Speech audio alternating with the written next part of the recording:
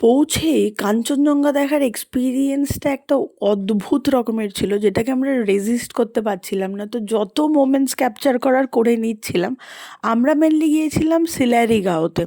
অনেক অফবিট দেখছিলাম, দেখে মনে হলো যে এটা হচ্ছে দুদিনের জন্য রিল্যাক্সেশনের খুব ভালো একটা অফবিট।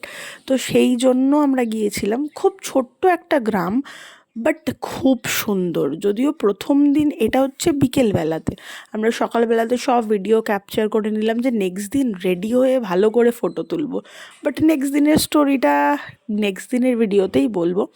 বিকেলবেলাতেও অদ্ভুত সুন্দর লাগছিলো সানসেট হওয়ার পরে।